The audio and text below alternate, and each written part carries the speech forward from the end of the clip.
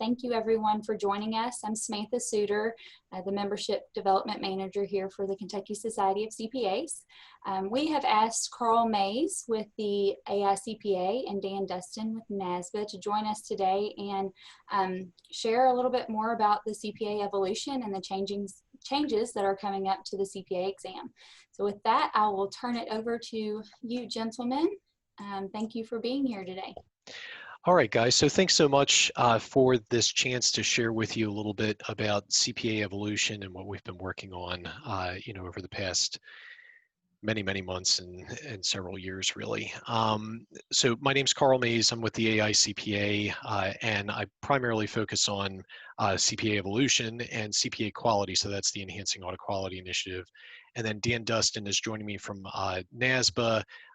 Dan's a VP with NASBA, focused on state board relations. And the two of us have been intimately involved in this initiative since it commenced, really formally in 2018, but we started in 2017. So what I'll do is I'll give kind of a rundown of, why are we doing this? What's the point of it? What's the model that we're looking at for licensure moving forward? Dan will give a rundown of what does that mean for candidates and students, and what are we hearing from them through the surveys that we've conducted, and then also for academia. And then I'll kind of wrap it up talking about exam implications, and then state, law and state rule implications. And then questions, Q&A will hold to the end, and then we'll get through as many as we can at the tail end of the presentation. So things that we'll cover what we heard. So some of the feedback that we've gotten from various different audiences. We'll talk about the model, the benefits of the model, some other models that were proposed, and why we ended up with the model that we're moving forward with, and then next steps. We're seeing 29% drop in hiring versus 2014. In accounting graduates, we're seeing a corresponding increase in hiring from folks from other majors like data analytics and information systems. And what firms are telling us is overall our hiring is flat, but the types of talent that we need has changed over time. We have different types of services we're providing, new types of advisory services, system and organization control services, so SOC engagements. And we're seeing, a whole lot more demand for folks who have the skills to perform those types of engagements. So that was kind of the impetus behind the initiative when we first started back in 2018. So, what are our goals? What are we trying to accomplish? We want to make sure the exam and education are fit for purpose, that we're serving the needs of the marketplace and we're protecting the public. And we want to make sure that as the rate of change in the marketplace just grows exponentially, we have a licensure model that's flexible enough to change as well. So, the second item there, assuring continued public protection, is core to what we're working on, and then evolving the license for those entering the profession. We want to make sure that this is, a profession that's attractive to the pipeline, and that we're driving, a good pipeline through. So, having discussed all that, this is the model that we'll be proposing. It is a core plus discipline model. So just to kind of walk through it, and guys, again, we don't have a ton of background in here because we want to share a lot of information today, and there's only so much time. But we looked at like licensure models from all kinds of different professions in the United States. We looked at international licensure models. We looked at proposals that we had gotten from various different, folks, educators and faculty and practitioners and folks in B&I. And ultimately, this is where the leadership of AICPA and NASBA came out. So it starts with a common core that every candidate would be required to take. And that core is composed of accounting, audit, tax, and technology. And then after you complete your core, then you would move on to a discipline. And we were envisioning 3 disciplines, one in business reporting and analysis, one in information systems and controls, and then one in tax compliance and planning. Regardless of which discipline you select, you become a fully licensed CPA with all the rights and privileges of any other CPA. So it's not a CPA-tax, a CPA-information systems, you're a fully licensed CPA. And let's say I go down that tax discipline path, I can work in other areas like audit, I can work in advisory and so on, so long as I have the competency to do so. So very similar to the setup that we have today. What are the benefits of the model? We think it starts with the fact that it has that strong core. When we went out, especially over the past year and a half, we heard a whole lot of feedback around you need a strong core that aligns with who we are as CPAs. So we are certified public accountants. You have to have accounting in that core. Audit is our reserve service that belongs in the core, and tax is what many folks recognize us for out there in the marketplace. So tax needs to be there, but we also need to recognize the technology is going to play a major part in our future. That belongs in the core as well.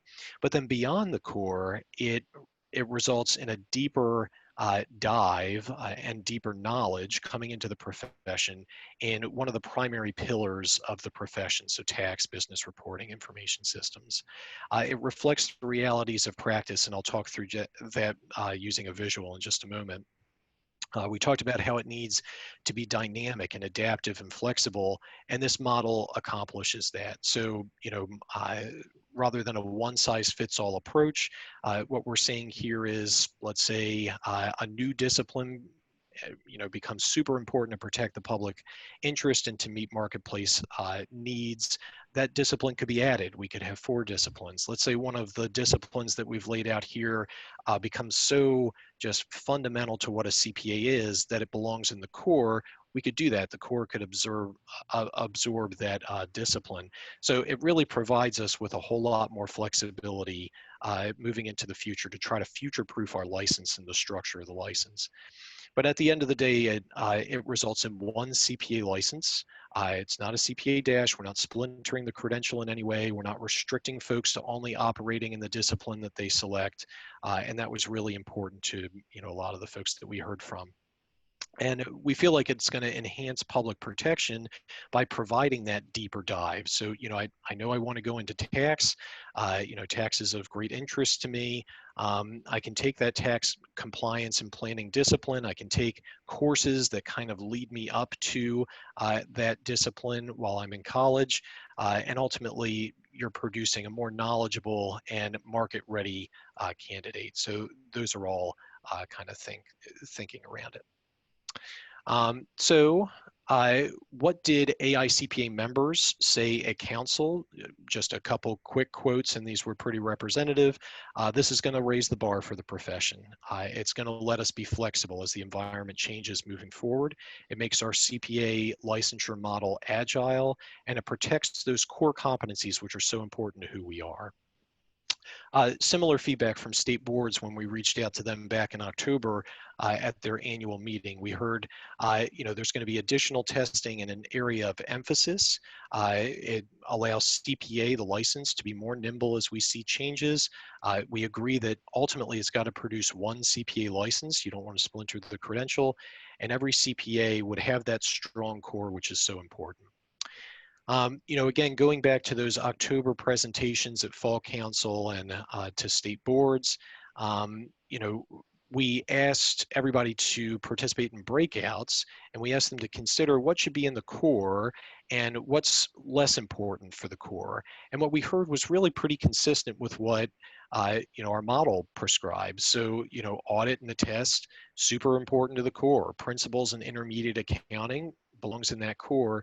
Fundamentals of information systems and analytics and tax fundamentals, all of those belong in the core, and there should be at least 10% of that total test and total curriculum devoted to those things. But then when you get into advanced accounting, maybe advanced accounting doesn't belong in the core. Maybe it's only relevant to certain folks. Same thing with advanced information systems, same thing with advanced tax. So when we think about that business reporting discipline with accounting, we think about the information systems discipline, and then we think about the tax discipline, we feel like that lines up pretty well. We did an additional exercise with council back in October, and we asked them to self-identify. Are you primarily focused on audit and attest? Are you mainly focused on financial reporting? Are you mainly focused on tax? And roughly, it was about a third of the 300 or so council members who self-identified into each one of those buckets. And then we asked them, so, based on where you sit and what you need out of a newly licensed CPA coming into your area of practice, what's most important? The audit and attest folks said audit and attest is absolutely the most important. 15% plus of the exam and curriculum should be devoted to A&A. Some focus on basic tax, but these other areas like finance and advanced analytics, advanced accounting, a whole lot less focus in those areas. The members in financial reporting had a different perspective. They felt like basic tax, they agreed, but finance, you need a whole lot more finance knowledge than the A&A folks would prescribe. A whole lot more understanding of advanced analytics, better understanding of cost accounting and advanced accounting. And then the tax folks were very focused on tax. So you want 10% of everything devoted to advanced tax, whereas the A&A folks, financial reporting folks, had no focus on advanced tax concepts. And these are things like estate and gifts and AMT and so on. Basic tax should be 15% plus of everything, and then everything else is kind of less important than those tax concepts. So when we think about whether the model reflects the realities of practice, here we have about 300 folks again, representative or representing the various different geographical locations across the country, different firm sizes, and so on. And what they're telling us is, if I sit in tax, I need somebody who has a deep dive in tax. If I sit in financial reporting, I need somebody who really understands advanced accounting concepts, analytics, and so on. And if I sit in A&A, I need that deep dive in A&A. So since October and leading up to October, I should have mentioned this earlier, we talked with over 2,000 folks, guys. We either had direct discussions with them or we heard from them through, emails that they sent us to our feedback inbox or various other communications. And I, along with my team, and I know Dan does too, we read every single one of those communications that we get. Since October, we've heard from another 1,000 plus stakeholders, and it's across all kinds of different areas. So we heard from young CPAs, from boards of accountancy, and from council.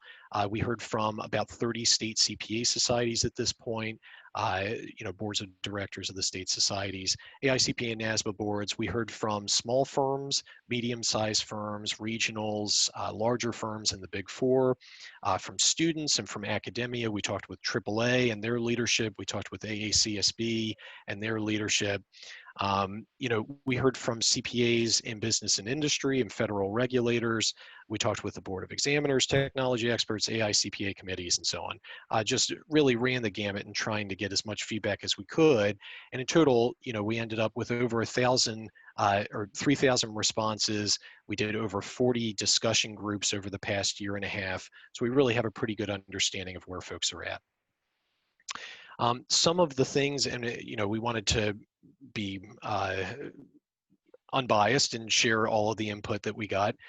So we had a handful of respondents who suggested, why don't you just remove those disciplines and keep a smaller core? And then, instead of adding the disciplines, focus on things like certificates and credentials outside of the licensure process. And we went back and we looked at those benefits of this model. Does that result in a strong core in accounting, audit, tax, and technology? It does, but it's not producing the deeper knowledge that we would produce through the disciplines. It's not really reflective of the realities of practice that, depending on what you do as a CPA, you may need a deeper dive in one of these three areas. It's not as adaptive and flexible. It's a one-size-fits-all approach, which is the approach that we've taken to date. It does reduce or result in one CPA license, but it's not enhancing public protection. So we felt like this wasn't the right model. We also had other respondents saying add a whole bunch of disciplines. So, have a discipline around not-for-profit or sustainability or, governmental, all kinds of different discipline ideas. And the good thing about this model is it does let us evolve with time and add disciplines as those become, important for purposes of public protection and meeting marketplace needs. But we felt like we need to walk before we run. And there was strong consensus that those 3 areas that we selected were the right ones to start with. So a little bit more feedback, and we wanted to, kind of lay out as much of this as we could. A state board member said the model affords us the opportunity to maintain our longstanding credible brand while enriching the professional relevancy for all career paths. We heard this is the right step for redefining the value of the CPA from a small firm member. I should mention, from a small firm perspective, we met with NCPAP with their leadership and got good feedback from them as we went through this process. Educators, we heard this would have a very positive impact on our accounting program, and Dan will dig more into some of the feedback we got from educators. And then state society board member, we heard this shows respect for the breadth of the CPA while making it more attractive to the pipeline. So most common benefits that we heard overall, it's more flexible, it protects that core, it results in one CPA license, and you're producing deeper knowledge for the marketplace. So that's a little bit of background. And with that, Dan, I will hand it over to you for discussion about candidates and academia. Thanks, Carl. As Carl said, we've been doing a lot of presentations recently for a lot of groups, and it's certainly a pleasure to be with you today and share some of the background information regarding this. As Carl said, I'll touch on some of the work we did with the students first. Overall, we were asked, well, how do you know that the students are going to remain in the pipeline and be interested in this? And so we surveyed, you can see, over 600 students that we obtained through various channels, including NASBA and AICPA social media channels. This Way to CPA, which is an AICPA website dedicated to the pipeline and candidates. State CPA societies and certainly business schools assisted us as well. So one of the first questions we asked of accounting majors was, are you ready to select a discipline? Because one of the concerns was that if the testing model changes to one with a core plus disciplines, would a student graduating today be able to identify a potential discipline? And you can see that 90% of the students that responded to the survey said that they were ready today, either because they had selected a focus area through internships that they had worked over summers or during periods of their education, the learning track they were taking in school, or perhaps they'd accepted a full-time job and they already knew what they were going to be doing once they did graduate. And then of the 93%, another 23% of them said that while they hadn't selected a focus yet, they were certainly comfortable in doing so. It was only 10% that said they weren't comfortable in focusing quite yet.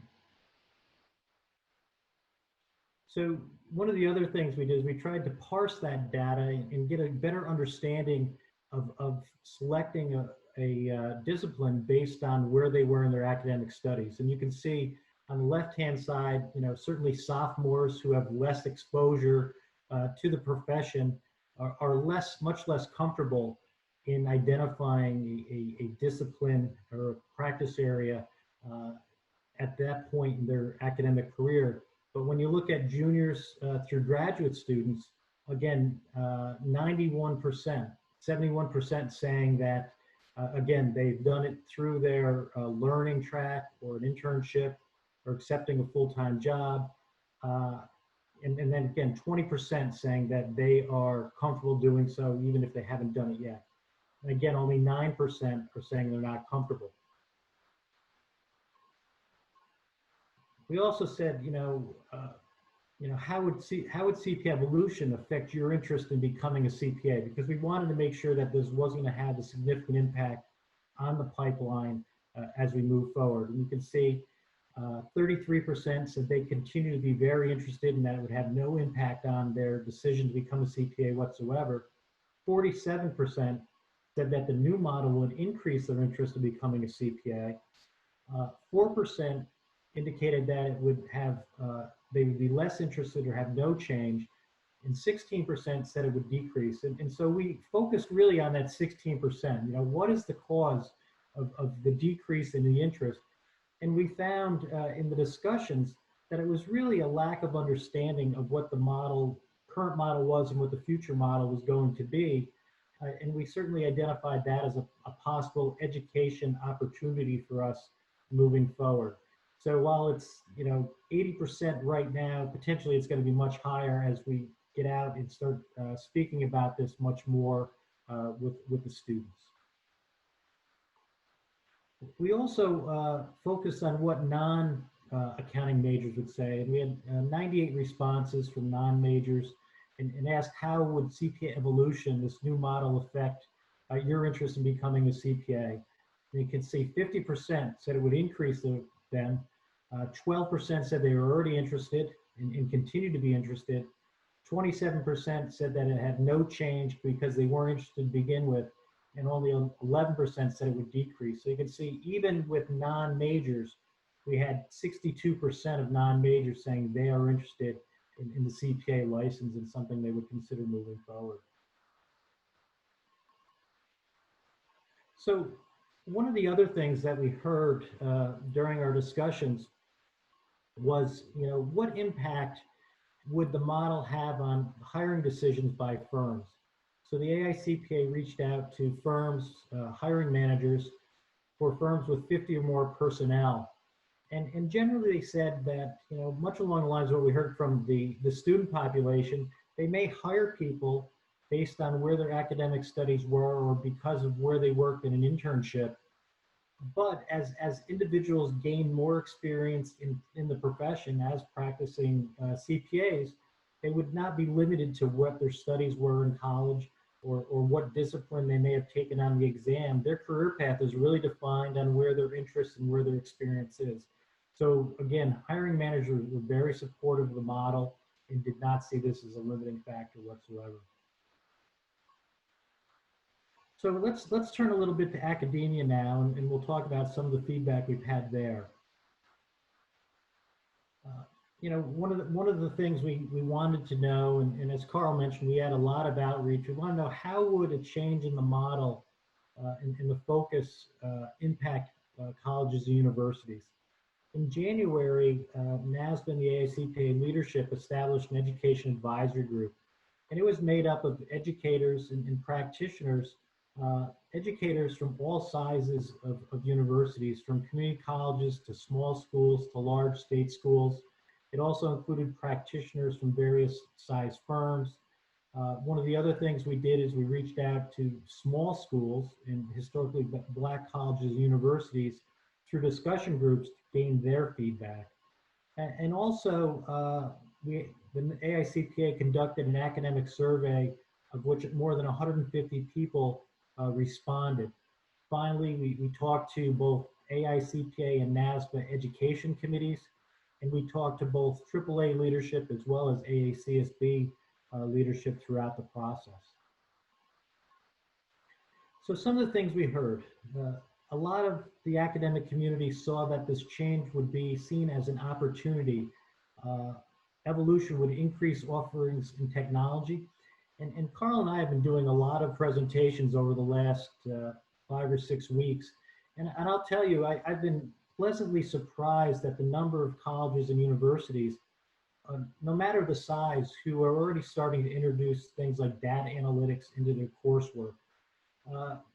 You know, we certainly heard from some schools that they're likely to cover the core at the undergraduate level, but it also meant that, at least for larger schools, it would increase the value proposition, and perhaps they would launch learning tracks aligned with the discipline. So they might have a tax planning type track, or a business analysis and reporting track, or a technology track.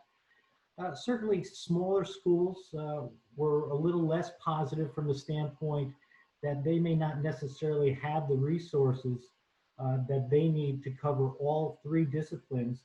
So perhaps they may partner with other universities, other schools to supplement what they had, or they may just focus on one or two disciplines rather than all three. You know, Carl, before we jump, and I don't believe we have this a little later in the process. Do you want to talk a little bit about some of the task force work we're doing right now with respect to academics and what we're going to be doing in the next year or so? Yeah, happy to do it, Dan. I'm sorry to catch you off guard, but I just thought this No, is no, a no. great. I mean, you and I do this stuff like almost every day, so it's no problem. So, you know, and I'll just flip forward real quickly to this slide, which kind of lays it out at a really high level, and then we can talk about task forces. So, three main areas where we heard, especially from small schools, where we can support those schools and help them. The first one was around tech-oriented resources to bridge the gap right now. So what we heard was, you know, I'm hearing words like cybersecurity, blockchain. I'm hearing things like data analytics and, you know, all these buzz terms, robotic process automation. What should I actually be thinking about and integrating into my courses? And how can you guys help me get that stuff built in? So, you know, that's something that we're working on right now. We're partnering with the largest firms and pulling together a resource center for academics where they'll have kind of a searchable database of all case studies and articles and so on relative to these types of resources. And it will point them to AICPA resources. It'll point them to EY resources. It'll be real easy to find, you know, what's out there. So, you know, our goal is to launch that within the next month or so. And then after we've launched, we'll continue to update those resources and fill gaps over the next 3 years so that, you know, faculty have the resources they need. Model curricula. So what we heard was, you know, what would be helpful is if you guys could lay out, this is how to structure an academic curriculum, an accounting program's curriculum with respect to courses and learning objectives and, you know, topics to cover and so on, such that somebody who went through that model curriculum would be prepared for this new exam. So we're forming 4 task forces to work on that. You know, all of them are primarily academic representation there, and you know, we're working on forming those right now, and they'll have kind of 2 goals. So one, they will work on developing that model curriculum that I just discussed, and the goal is to launch that by June of next year. So the middle of 2021. And then 2, to think about where are resources needed with respect to, you know, these different courses, maybe new courses with respect to the disciplines. Where are resources needed? Do we need sample syllabi to support, you know, faculty there, or are there already textbooks that cover this type of content? And then over the ensuing 2 years, or, you know, 2.5 years, those task forces will build out those resources. And then, you know, the last one to mention is the model internship program.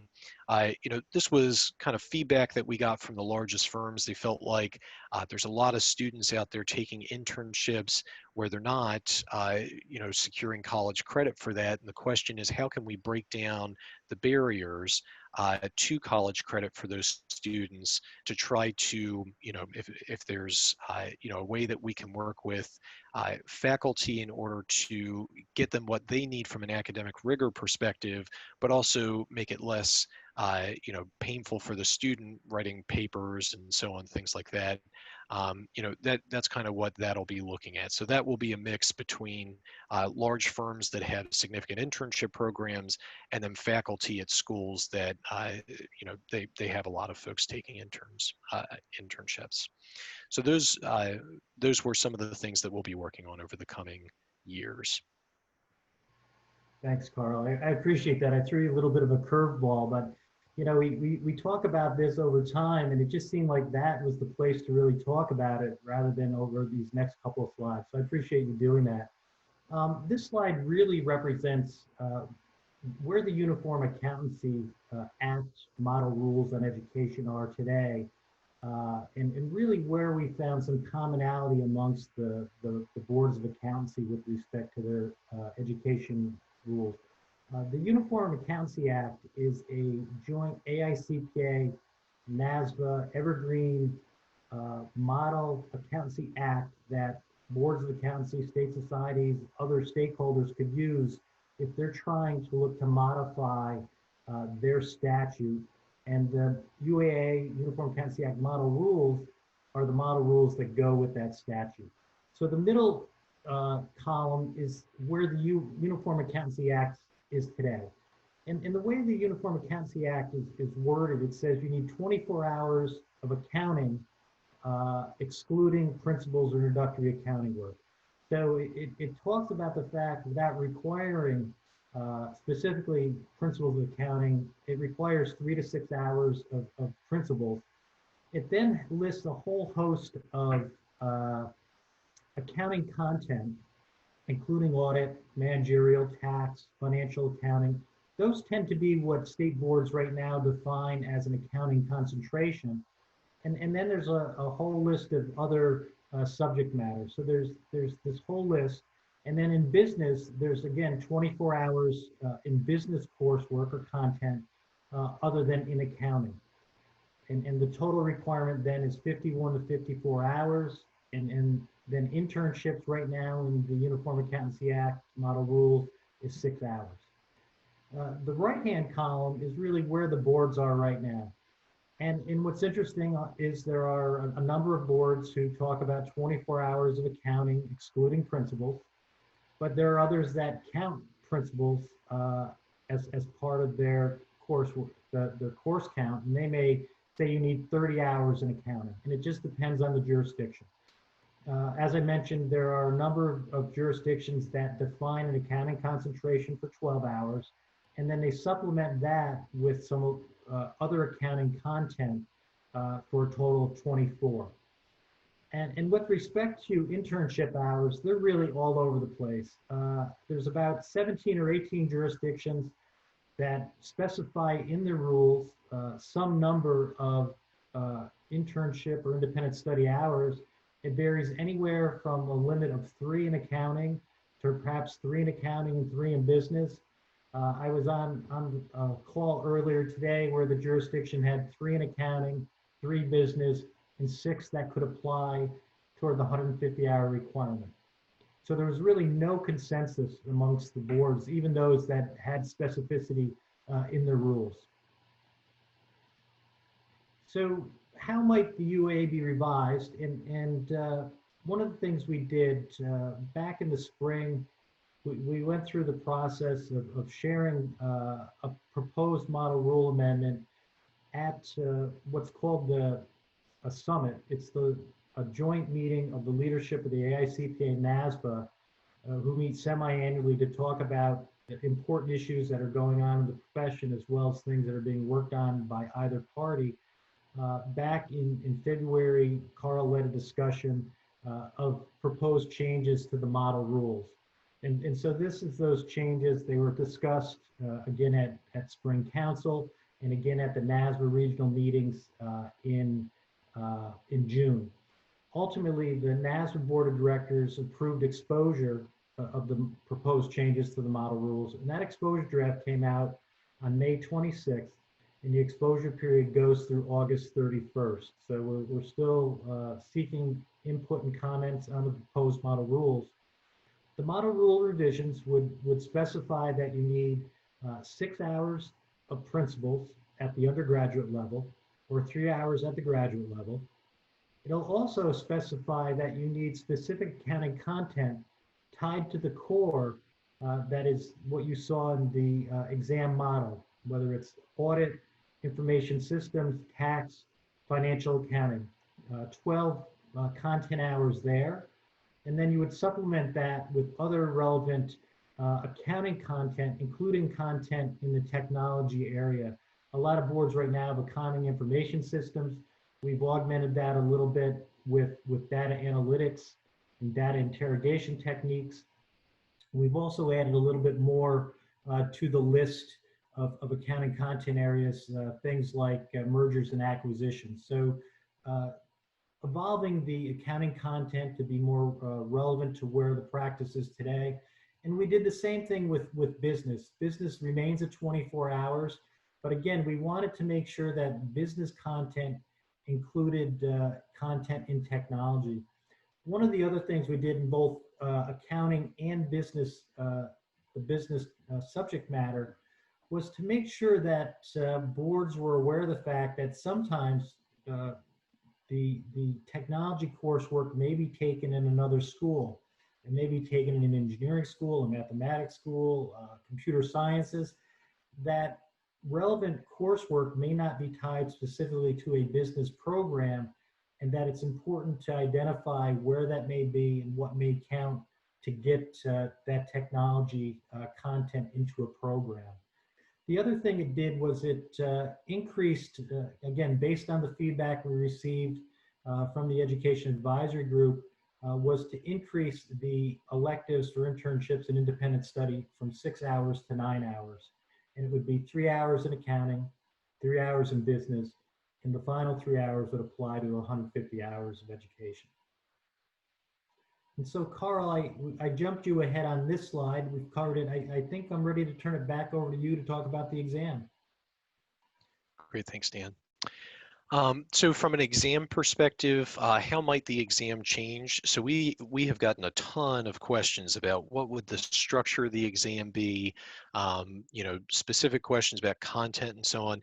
And a lot of those areas, guys, we just don't know yet. And some of it is, well, a lot of it is going to be determined through formal practice analysis.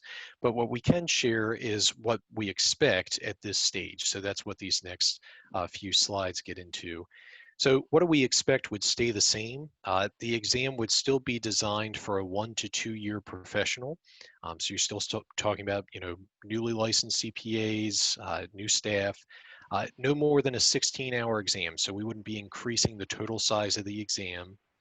No new experience requirements to sit for the exam. So one of the questions that we got was, you know, if I'm going to take a discipline and I'm going to take the tax discipline, does that mean that I have to get tax experience before I take that section? And the answer is no. There's no envisioned increase in experience required to sit. Candidates would still pass 4 sections. There would be 3 sections in the core and then that 1 discipline section. So you're talking about a 4-section exam just like today. Exam sections can be taken in any order. So one of the questions that we've gotten is, you know, so if I'm taking this discipline, does the discipline have to come last? Or, you know, can I take it at any point? And the thinking, you know, from our perspective as we went through this process, you know, if I'm studying in today's terms, reg, and then I want to take the tax discipline right after that, that makes a whole lot of sense. I'm kind of in tax mode, and I'm, you know, digging into that type of content. We didn't think any artificial restrictions keeping you from taking the discipline before you complete the rest of the core would make a whole lot of sense. And then no separate time limits to pass the core and discipline. You would still have 18 months to pass the exam just like you do today. How might the exam change? We talk about, you know, 3 core sections and 1 discipline section. So you're not going to take more than 4. Candidates would not have the option to pass additional disciplines. So this is one of the questions that we've gotten, honestly, mainly from, you know, practitioners and from faculty, not so much from students, which is interesting. But, you know, what if a student wanted to take more than 1 discipline? What if they wanted to take 2 or 3? And a couple different thoughts on that. So one, you know, we've talked with other professions where they have a similar, you know, core plus discipline model. And what we've heard from them is once you get your license, there's virtually no interest in going back and taking an additional discipline exam. What they've seen is folks, you know, as part of, you know, your licensure apparatus, what they've seen is folks going and taking kind of certificate type programs, so that they can get a badge and demonstrate competency in those other areas. And that's something that we may look into.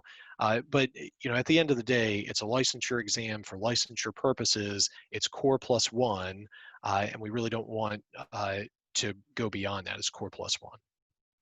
The next one is all sections cover discrete content and a range of skills, including higher order. So one of the questions that we've gotten is professional skepticism. Is that only covered in the discipline, or would that be covered in the core? Critical thinking, same kind of question. And the answer is we would cover higher order skills all throughout the exam. So, not just in the discipline. And then the last one, discipline passed will not differentiate the license granted. And this is, in my mind, certainly one of the most important points in the whole presentation. You are not restricted to only practicing in the discipline that you passed. Your license will not be a CPA-tax license, CPA-information systems license. You'll be a fully licensed CPA. If I pass the tax discipline, and I end up working in the audit department half the time, I end up loving audit, and I want to spend my career in audit, I can do that so long as I have the competency to perform the services that I'm providing.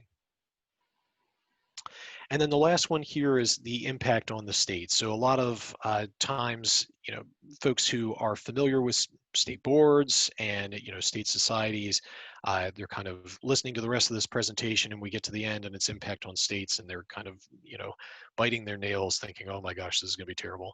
But actually, it's really not that bad. So CPA Evolution only requires a statutory change in one state.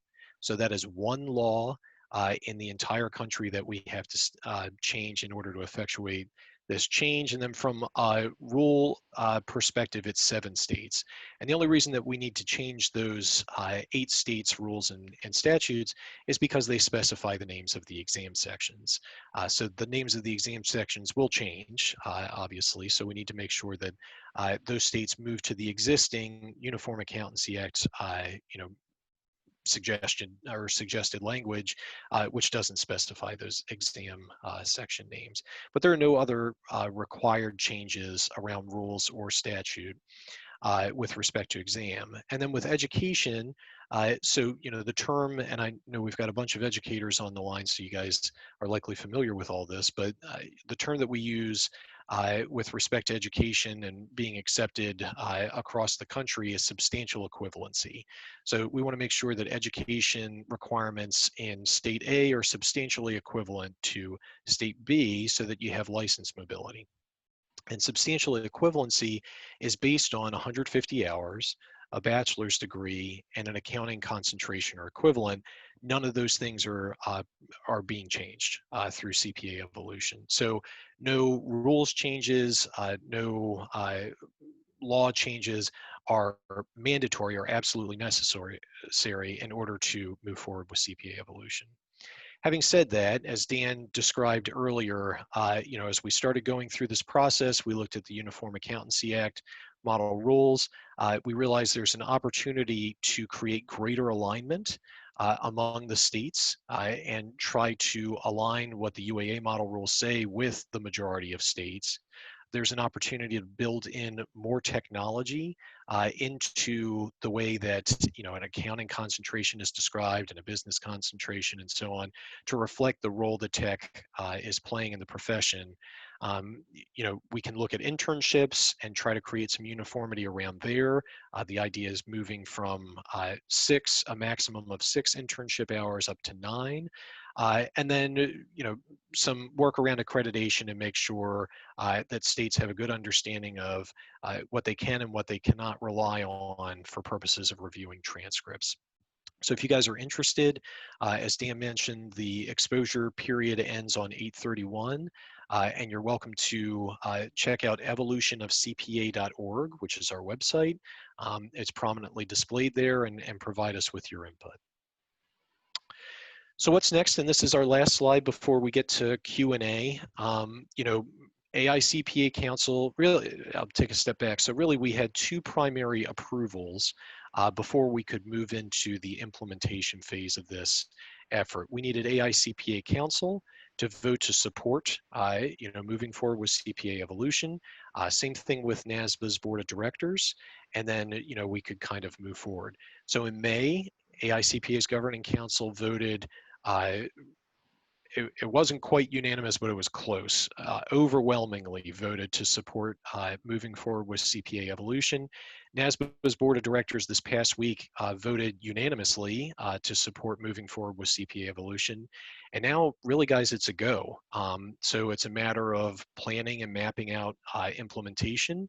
And the most important date as we think about implementation, I gave some dates earlier about task force activities and resources for educators, but everything kind of backs up from a January 2024 CPA exam launch date.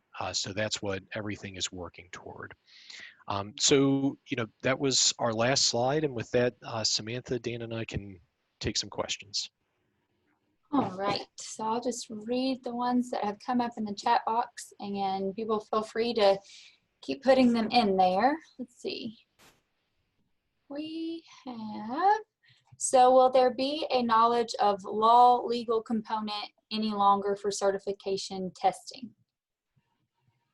So Dan, I think that's getting to would business law, would everybody be required to understand business law in order to be licensed as a CPA?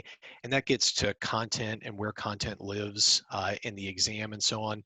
And again, it's subject to practice analysis. It's really hard to answer those types of questions now. So, tough question to answer at this stage. All right. Would a CPA want to be a discipline specialist, that is a generalist, in even 2 or 3 of these areas?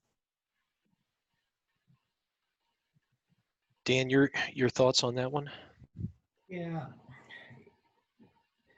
It just seems like as the profession has evolved, you see less of the generalist out there, and firms tend to focus on an area or areas, and certainly larger firms have the ability to practice in multiple areas. But for smaller firms, you go into work, you generally know it's a tax firm, or it's an A&A type firm.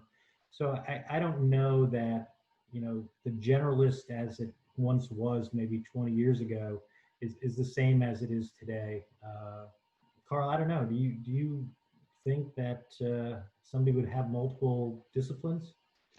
Yeah, and I mean, obviously, they can't take multiple disciplines. I think so. I think it's possible that, for example, in a smaller firm environment where maybe somebody's working on tax during busy season, and then they work on EBP audits and governmental audits over the summer and so on. There may be interest in demonstrating their competency in more than one discipline, and to me, that's where we've got to give a lot of thought to, is there like a badge or a certificate program or something, because we really don't want to kind of obscure the purpose of licensure, which is to protect the public. And when we think about what's required for licensure, it's the 3+1. I think that's where the challenge is. The exam itself is a test of minimum competency for licensure, so it doesn't certainly mean you're an expert. And I think it goes back to what the hiring managers were saying, that once you enter the profession, you're kind of guided by your interests and where your experience is. And I think that's where it ties back to Carl's point about badges or certificates or something like that. Yeah, I think the hiring manager point is an important one. And, we had discussions with those folks as well as the survey that we conducted of them. The insights were pretty clear. They're going to treat a discipline like they treat, a learning track effectively. So if I got a master's of taxation, I may be more attracted for a tax position, but as I get more experience, let's say I start with a small firm, I start with a master's of taxation, but I split my time between A&A and tax, and I show a whole lot of proficiency in A&A, they're going to look at that experience as I get more and more deeper into my career. What's the difference between tax as a core versus a discipline?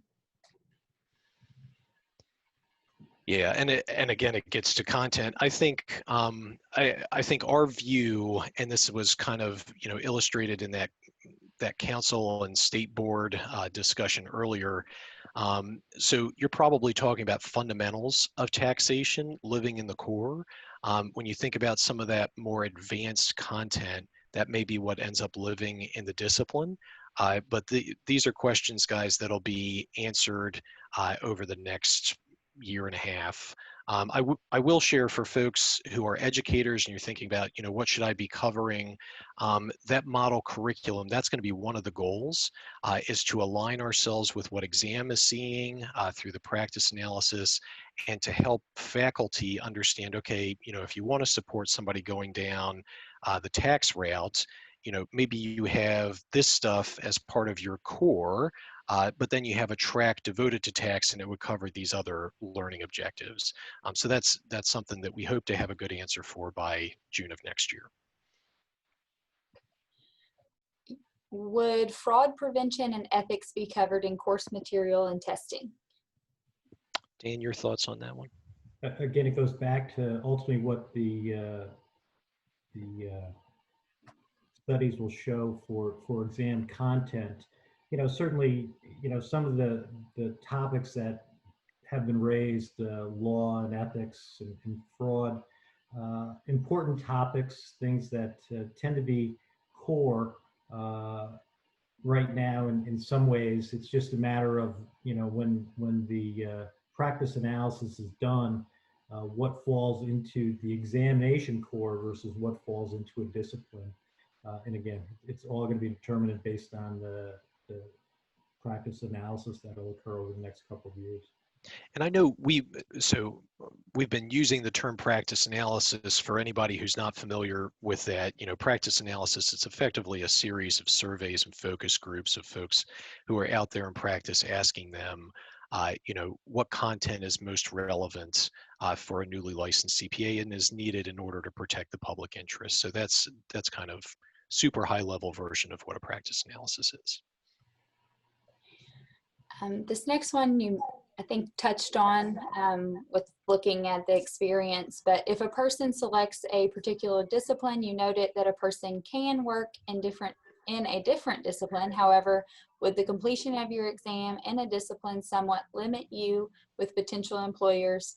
So for example, if the person decided to change their discipline after taking the exam, would it be more difficult for them to do that? Carl, I know we'll both respond to this, but I'm going to jump in first and say, it's kind of interesting. If we had a group of CPAs in a room together, none of us have probably followed the exact career path. And, I know from my personal, history, I was an A&A, and today I'm far from A&A, that it just is your career evolves and you find yourself in different places.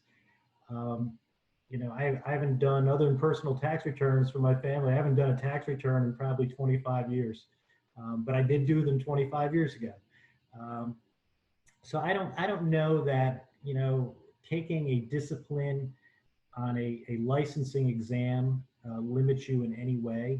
It's really based on your experience once you enter the profession. Yeah, I completely agree. And again, this gets to what was really valuable feedback from those hiring managers at the largest firms and so on. These are firms that have 50 plus personnel, and we heard from several of the big four. And it's when you first come out, just like if you had a A&A learning track while you were in school, you may be more attractive for an A&A position. But as you get experience, that experience is going to be the primary determining factor of where you go in your career. So what will be dropped or no longer tested to make room for a discipline section? And there's a comment after it. As for disciplines in Kentucky, we have counties where there may only be 1 or 2 CPAs in the entire county, so there are still generalists out there. But I think the question was what's going to be removed.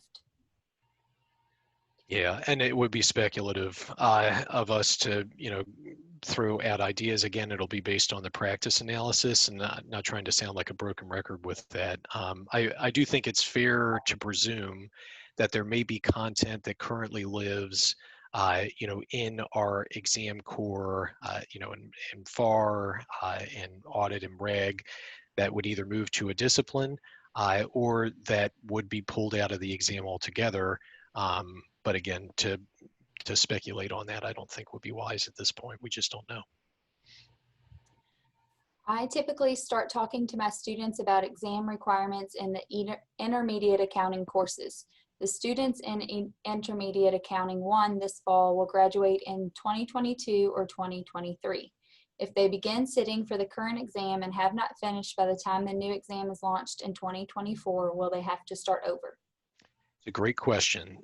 So we had a very similar, and Dan, check me. We had a very similar situation when we computerized, and we used to have a section entirely devoted to business law, and then we kind of shifted over to BEC. So the question was, how do you transition? We are very aware that we need to get well out in advance of that. Let the candidates know this is the transition plan.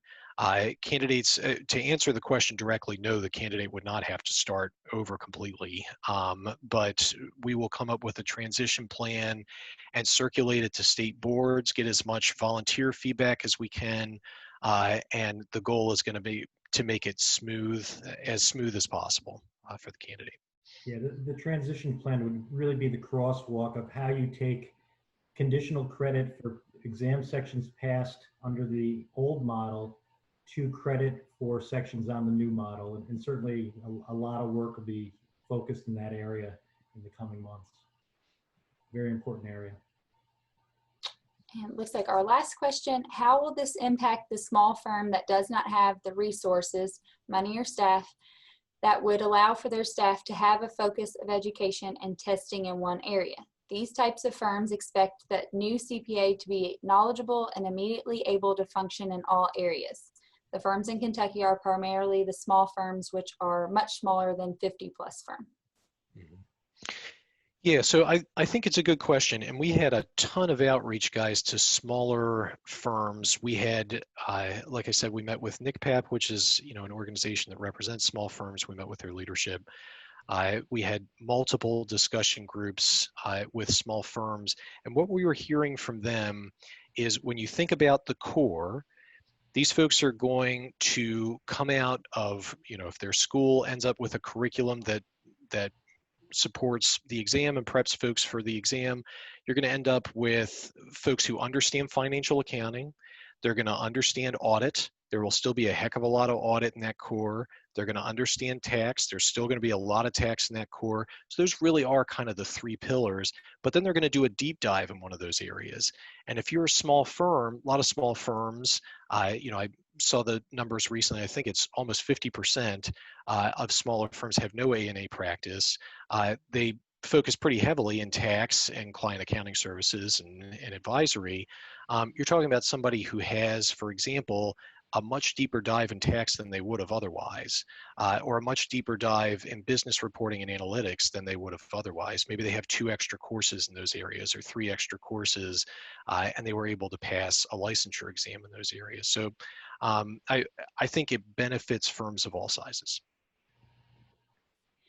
One more question came in. When do you expect to know what the curriculum will need to look like in order to support the exam? June of 2021.